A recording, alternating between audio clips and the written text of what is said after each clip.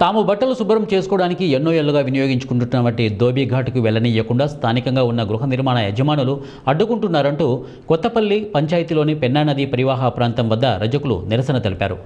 వీరి నిరసనకు BJP, CPI నాయకులు మద్దతు పలికారు. 2003 సంవత్సరంలో అప్పటి ప్రభుత్వం రజకులు బట్టలు ఉతకడానికి 1 ఎకరా 38 సెంట్ల స్థలాన్ని కేటాయించి అందులో ధోబీ ఘాట్ నిర్మాణం కూడా చేసుకోవడం జరిగిందని, అప్పటి నుంచి 2 సంవత్సరాల క్రితం వరకు కూడా ధోబీ ఘాట్లోనే రజకులు బట్టలు ఉతుకుతూ జీవనం సాగిస్తున్నారని తెలిపారు. ఇటీవల అక్కడ గృహాలు నిర్మించుకున్న కొంతమంది యజమానులు ఒక కమిటీగా ఏర్పడి తమ ధోబీ ఘాట్కు వెళ్లనీయకుండా తమరిని అడ్డుకుంటున్నారంటూ రజక వెల్ఫేర్ సొసైటీ పట్టణాధ్యక్షుడు బాబు తెలిపారు. ఖచ్చితంగా తప్పకుండా ఎమ్మెల్యే దృష్టికి తీసుకెళ్తాము.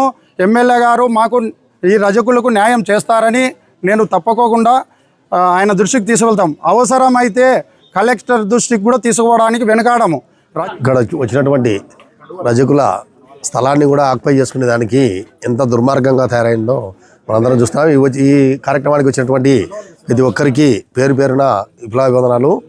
ఈరోజు దళిత రజకుల కోసము కేటాయించినటువంటి ఎకరా 36 సెంట్లు 2003లో వాళ్ళకు రజకుల వృత్తి కోసము పనిచేసేదానికి ఏర్లు అన్నీ ఎక్కడ చూసినా ఎండిపోయి ఉన్నాయి.